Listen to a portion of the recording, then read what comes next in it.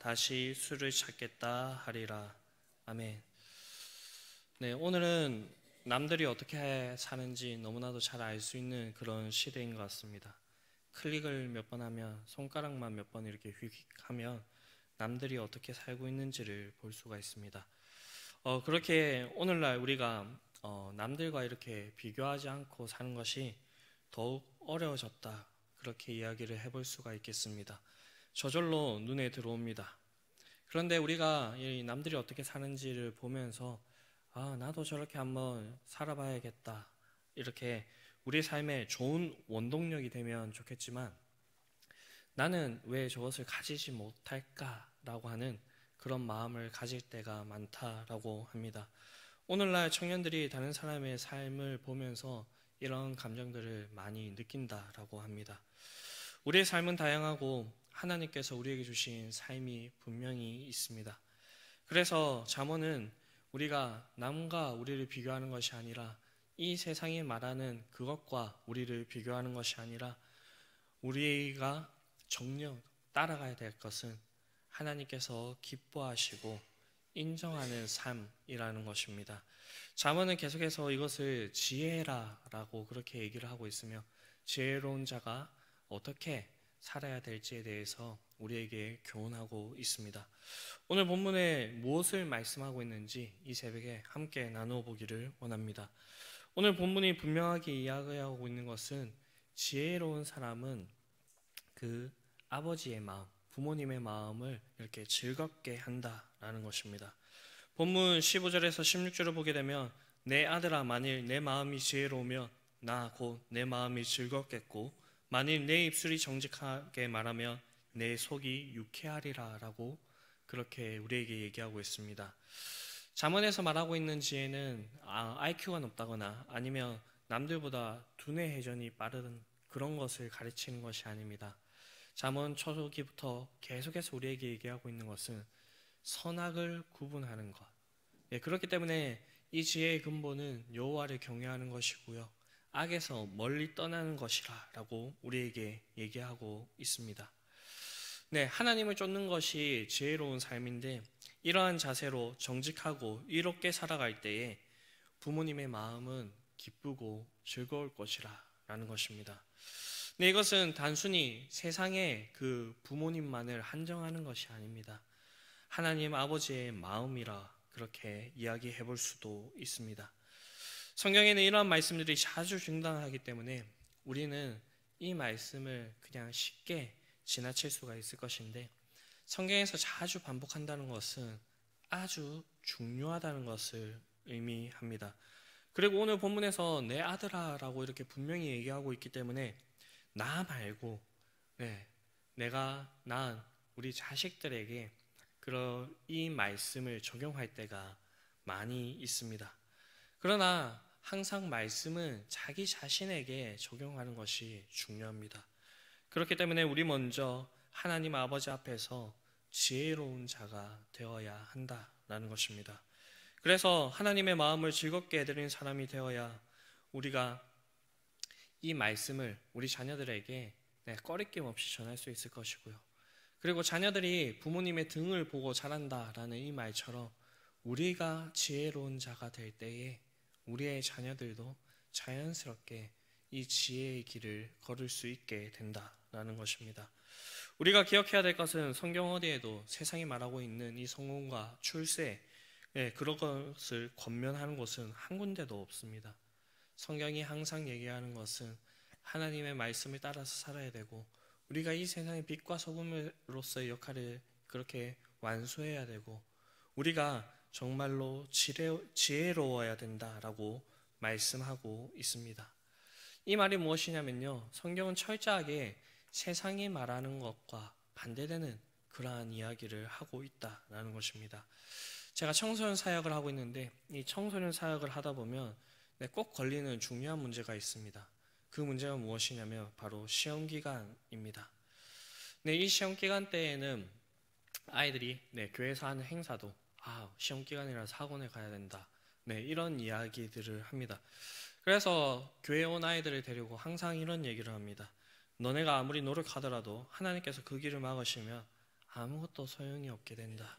반대로 우리가 부족해도 하나님께서 사용하시겠다라고 한다면 그 길은 형통해지는 길이다라고 그렇게 이야기를 합니다. 그래서 우리는 하나님께서 먼저 우리에게 원하시는 바가 무엇인지를 분명히 아는 것이 중요합니다. 하나님께서는 이 세상에서 똑똑해지고 출세하고 성공하는 것이 원하는 것이 아니라 먼저 하나님의 자녀된 사람, 하나님의 백성 된 사람이 되기를 원하신다라는 것입니다. 그렇기 때문에 우리는 그 하나님의 마음을 알아서 그 마음에 부합한 자가 되어 이 세상에서 지혜로운 사람이 되어야 할 것입니다. 그런데 이것이 쉽지가 않습니다. 왜냐하면 다음 절을 보게 되면 17절을 보게 되면 내 마음으로 죄인의 형통을 부러워하지 말고 항상 여호와를 경외하라 라고 이야기하고 있기 때문입니다. 오늘 잠언은 솔로몬이 쓴 잠언이라고 이렇게 추정을 하는데요. 이 솔로몬이 이처럼 말한 가장 큰 이유는 죄인의 형통을 부러워하는 것으로 인하여서 하나님을 향한 믿음과 신앙이 흔들릴 수 있기 때문입니다. 즉 평소에는 그토록 하나님을 잘 믿던 사람들도 이 죄인들이, 악인들이 형통한 것을 보면서 정말로 하나님께서 살아계신가, 공의로우신가 그렇게 생각할 때가 있기 때문입니다. 결론부터 말씀을 드린다면 이것은 분명한 착각입니다.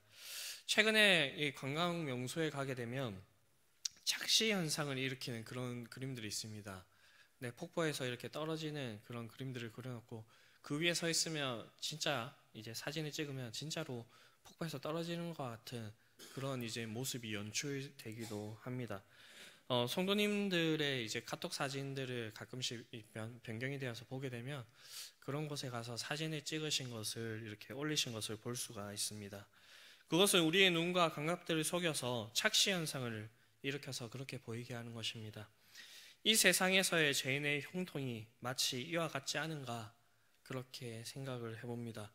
우리의 대적 사탄은 일시적으로 악인들의 형통을 누리며 영화롭게 보이는 것 같이 그렇게 우리를 속입니다.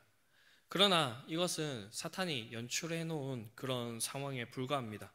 그것에 속아 넘어지게 되면 결국에는 파국에 이르게 됩니다. 가나안 땅을 정탐하고 돌아왔던 이스라엘 정탐꾼들의 이야기들을 알 것입니다.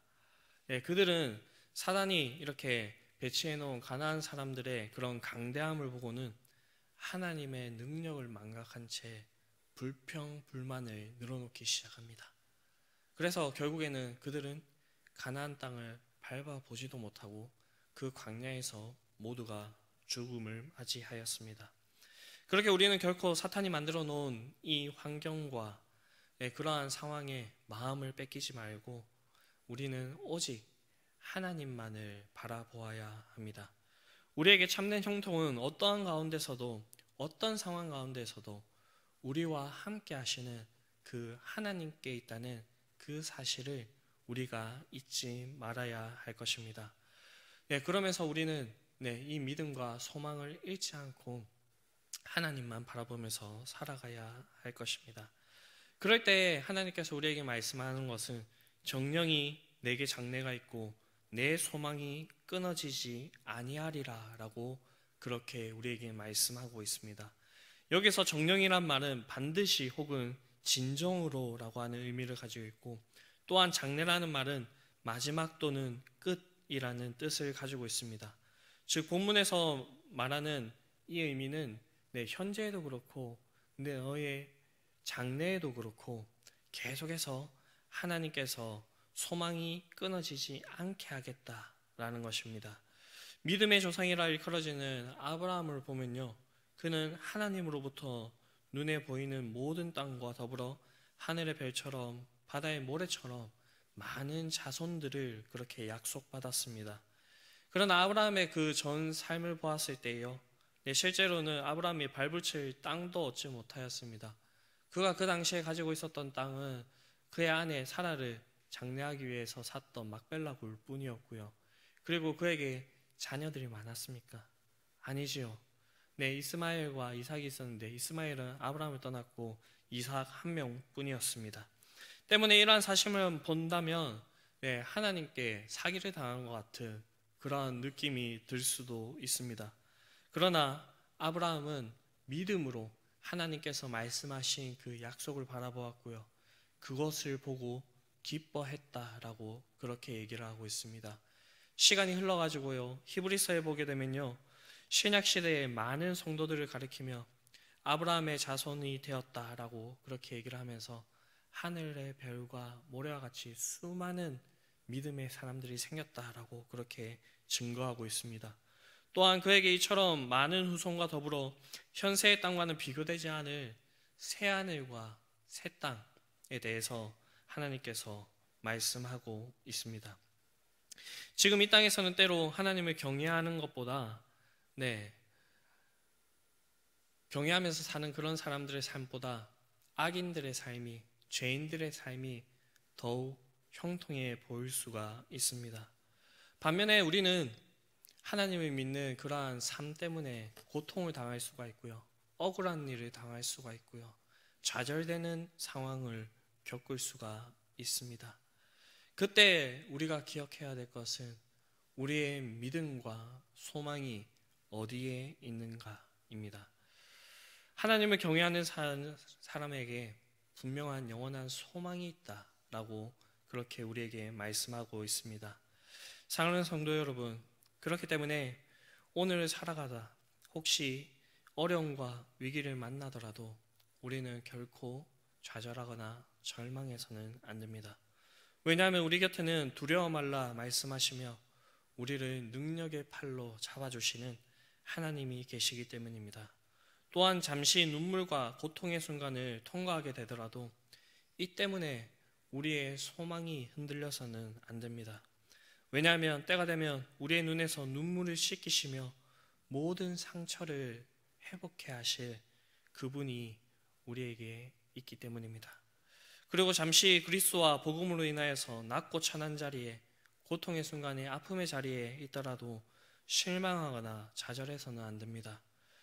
이는 장차 만왕의 왕이 되시는 그리스도께서 다시 오실 그날에 우리가 그리스도와 함께 왕노릇할 것이기 때문입니다. 그렇게 우리는 끊이지 않는 소망을 가지고 무절제하고 방탕하게 사는 것을 삼가하며 온전히 하나님을 위한 그러한 삶을 살아가야 합니다. 19절을 보게 되면 내 아들아 너는 듣고 지혜를 얻어 내 마음을 바른 길로 인도할지니라 라고 말씀하고 있습니다. 바른 길을 걷는다는 것이 구체적으로 어떠한 것일까요? 오늘 본문 하반절에 쭉 이어지는 그 말씀들을 보게 되면요, 바른 길을 걷는 정반대의 부류의 사람들이 소개되고 있습니다. 술 취하고 음식을 탕하며 부모를 경외하지 않고 잠자기를 즐겨하고 음료와 이방 여인의 유혹에 넘어가는 그러한 자들입니다. 성경은 이 오늘 자문뿐만 아니라 다른 성경에서도 계속해서 끊임없이 이러한 것들을 계속해서 경계하라라고 우리에게 얘기를 하고 있습니다. 오늘 본문을 쭉 살펴보다가 주석을 좀 찾아보았는데요. 어느 한 주석가는 이러한 삶을 사는 사람들, 한쪽 발을 관에다 집어넣고 있는 사람과 같다라고 그렇게 얘기를 하고 있습니다. 우리가 이 세상을 살아가는 동안에 지혜로운 자가 되기를 원합니다. 그래서 우리의 진정으로 아버지가 되시는 그 하나님의 마음을 즐겁게 하고 유쾌하게 하는 자들이 되기를 원합니다.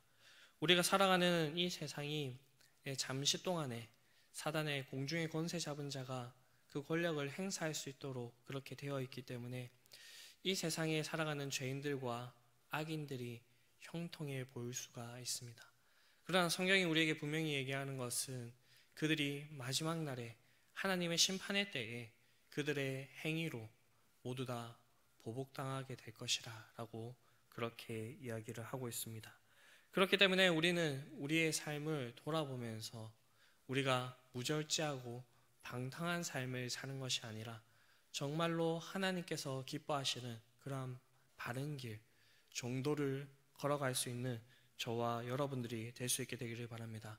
그렇게 할 때에 우리에게 믿음이 끊이지 않고 소망이 끊어지지 않게 하실 것이며 장래뿐만 아니라 오늘 살아가고 있는 이 삶에서도 하나님께서 우리를 부욕해 하시고 우리에게 필요한 그 모든 것들을 공급해 주실 것입니다. 이러한 것들이 우리의 삶의 풍성이 일어날 수 있게 되길 바라고요. 그리고 오늘 살아가는 그 삶 속에서 이러한 하나님을 분명히 만날 수 있는 저와 여러분들이 될 수 있게 되기를 주님의 이름으로 축복합니다. 주기도문 하시겠습니다. 하늘에 계신 우리 아버지, 아버지의 이름을 거룩하게 하시며 아버지의 나라가 오게 하시며 아버지의 뜻이 하늘에서와 같이 땅에서도 이루어지게 하소서. 오늘 우리에게 일용할 양식을 주시고 우리가 우리에게 잘못한 사람을 용서하여 준 것 같이 우리 죄를 용서하여 주시고 우리를 시험에 빠지지 않게 하시고 악에서 구하소서. 나라와 권능과 영광이 영원히 아버지의 것입니다. 아멘.